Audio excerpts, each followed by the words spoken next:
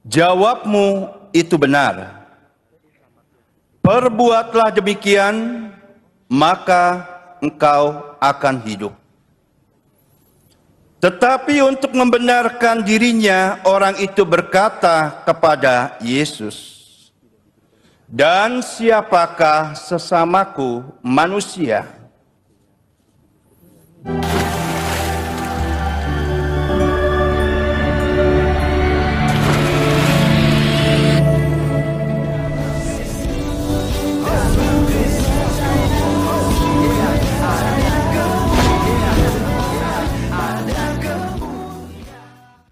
Bismil abi wal ibni wal rohil kudus ilahu wahid.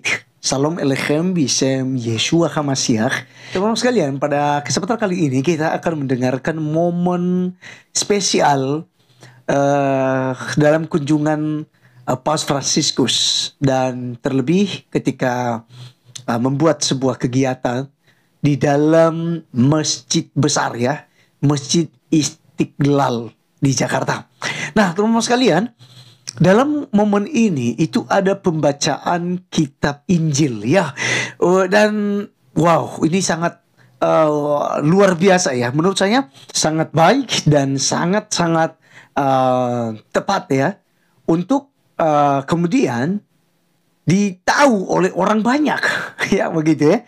Karena nantinya juga ada sebaliknya, ya, ayat-ayat Al-Quran dilantunkan, ya, dan itu ada non-Muslim juga mendengarkan hal-hal itu. Ya, jadi bagi saya sebenarnya biasa-biasa aja, teman-teman sekalian. Tetapi ada bagi orang lain, khususnya ada beberapa ustadz-ustadz dan juga ada beberapa umat Islam yang kemudian keberatan karena pembacaan Injil itu di dalam masjid. Dan menariknya, dalam pembacaan Injil Lukas pasal 10 ayat 25 sampai 37 tentang orang Samaria yang murah hati, ini kan didengarkan oleh tokoh-tokoh agama Islam, ya. Kemudian ada profesor, ada kiai, ada pokoknya ulama-ulama tertinggi, dan juga yang tak kalah pentingnya ada Bapak Yusuf Kalla yang kemudian melongo, ya, mendengarkan dengan serius begitu, ya, ketika pembacaan Injil ini. Nah, jadi teman-teman sekalian, apakah kemudian ini baik-baik saja? Tentu saja tidak. Kenapa? Karena banyak sekali komentar-komentar dari orang-orang yang tidak suka. Nah, jadi sebenarnya mereka keberatan karena ada pembacaan Injil di dalam masjid. Tetapi menurut saya ini bukan pertama kali ada pembacaan Injil di dalam masjid-masjid.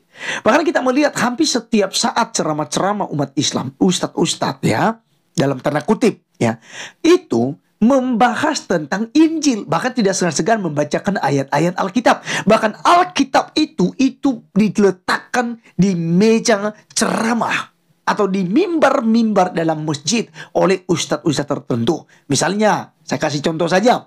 Ustadz Nababan, misalnya Arif Nababan. Ada, ya, Insa Monggoginta pada waktu itu. Ada Irene Handono. Ada Bangun Samudra. Itu mereka bawa Alkitab dalam masjid. Dan itu biasa-biasa saja, ya. Tidak ada persoalan, ya, teman-teman sekalian. Nah, jadi sebelum jauh kita untuk berkomentar, saya rindu untuk kita dulu mendengarkan videonya berikut ini. Kisah orang Samaria yang murah hati diambil dari Injil Lukas bab 10 ayat 25 sampai 37. Pada suatu kali berdirilah seorang ahli Taurat untuk mencoba Yesus. Katanya, "Guru, apa yang harus kuperbuat untuk memperoleh hidup yang kekal?" Jawab Yesus kepadanya, "Apa yang tertulis dalam hukum Taurat? Apa yang kau baca di sana?"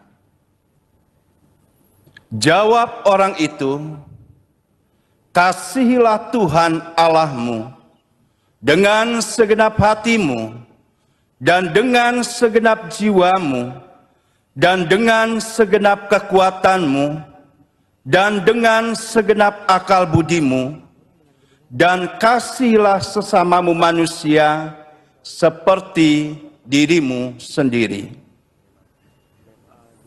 Kata Yesus kepadanya, jawabmu itu benar. Perbuatlah demikian, maka engkau akan hidup. Tetapi untuk membenarkan dirinya, orang itu berkata kepada Yesus, dan siapakah sesamaku manusia? Jawab Yesus, adalah seorang yang turun dari Yerusalem ke Yeriko. Ia jatuh ke tangan penyamun-penyamun yang bukan saja merampoknya habis-habisan, tetapi yang juga memukulnya, dan yang sesudah itu pergi meninggalkannya setengah mati. Kebetulan ada seorang imam turun melalui jalan itu. Ia melihat orang itu, tetapi ia melewatinya dari seberang jalan. Demikian juga seorang Lewi datang ke tempat itu. Ketika ia melihat orang itu, ia melewatinya dari seberang jalan. Lalu datang seorang Samaria yang sedang dalam perjalanan ke tempat itu. Dan ketika ia melihat orang itu, tergeraklah hatinya oleh belas kasihan. Ia pergi kepadanya, lalu membalut luka-lukanya. Sesudah ia menyiraminya dengan minyak dan anggur. Kemudian ia menaikkan orang itu ke atas keledai tunggangannya sendiri, lalu membawanya ke tempat penginapan dan merawatnya. Keesokan harinya,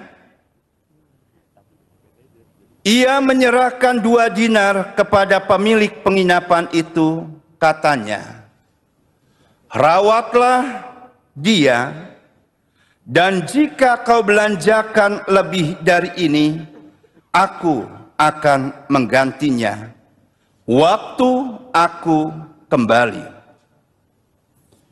Siapakah di antara ketiga orang ini menurut pendapatmu adalah sesama manusia dari orang yang jatuh ke tangan penyamun itu? Jawab orang itu, orang yang telah menunjukkan belas kasihan kepadanya. Kata Yesus kepadanya, pergilah dan perbuatlah demikian. Demikianlah sabda Tuhan.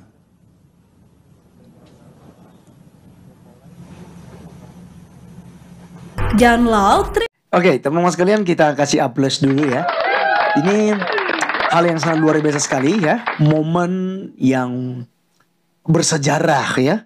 Dengan ya kedatangan Paus Fransiskus di Indonesia ya. Dan tentu saja ini adalah awal kebersamaan dan kekompakan antara Islam dan Kristen. Seharusnya demikian. Tetapi kabar buruk itu beredar ya. Di mana pada akhirnya imam masjid ya, yaitu Profesor Dr. Hasanuddin Umar itu diisukan mau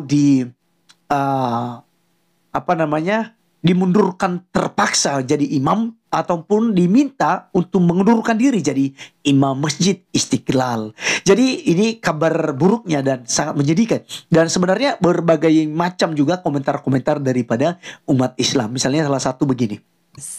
A passage from the Gospel of Luke. Kisah orang Samaria yang murah hati diambil dari Injil Lukas bab 10 ayat 25 sampai 37. Pada suatu kali berdirilah seorang ahli Taurat untuk mencoba Yesus katanya. Bagaimana mungkin di sebuah masjid, Masjid, ya. dibacakan ayat-ayat yang menuhankan selain Allah Selain Allah Subhanahu wa taala. Padahal semestinya masjid menjadi tempat menuhankan satu-satunya Allah Subhanahu wa taala. Nah, teman-teman yang dimuliakan Allah Subhanahu wa taala, Ya, jadi teman-teman sekalian, memang mereka nggak setuju. Apalagi misalnya ketika Hasaruddin Umar ini, imam masjid ini, mencium Paus Fransiskus, ya, mengecup kening dan juga memeluk daripada Paus Fransiskus ini, mereka tidak suka teman sekalian. Karena katanya itu sama saja udah murtad. Apalagi ya bersalaman, cium-cium tangan kafir itu tidak ada barokahnya, begitu ya. Jadi ya artinya bahwa banyak sekali ustadz-ustadz yang tidak senang dengan kejadian yang sangat membanggakan sebenarnya di Masjid Istiqlal Jakarta. Nah, teman-teman sekalian, tentang pembacaan Injil ini, saya tadi katakan bahwa ini bukan pertama kali. Sudah sering, bahkan setiap saat kalau ada ceramah, ada ya mungkin apakah itu bentuk pengajian begitu ya, dari ulama-ulama, itu mereka membacakan ayat-ayat Alkitab. Dalam Injil Lukas pasal 24, 39 sampai 43, lihatlah tanganku dan kakiku, aku sendiri inilah, rabalah aku dan lihatlah, karena hantu tidak ada daging dan tulangnya. Seperti yang kau lihat padaku. Sambil berkata demikian, ia memperlihatkan tangan dan kakinya kepada mereka. Dan ketika mereka belum percaya, karena girangnya dan masih heran, berkatalah ia kepada mereka, adakah kamu padaku makanan di sini? Kamu tidak percaya kalau aku ini beneran? Bukan hantu aku ini. Kepingin bukti yang lainnya? Adakah makanan padamu makanan di sini? Ada makanan nggak di sini? Lalu mereka memberikan kepadanya sepotong ikan goreng. Ia mengambilnya, Yesus mengambilnya dan memakannya di depan mereka. Oh iya beneran, kalau hantu tidak makan ikan goreng berarti. Lah. Artinya mereka benar-benar ragu bahwa yang dibunuh itu adalah Yesus. Sekalipun ya mereka tafsirkan dengan sembarangan, menyelewengkan artinya begitu ya, karena memang mereka tidak beriman kepada Injil.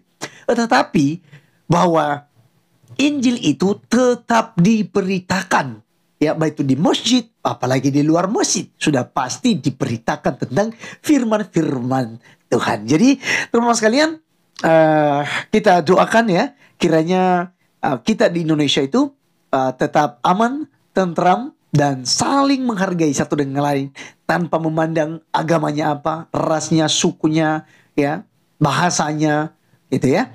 Kita harus satu untuk membangun Indonesia, ya.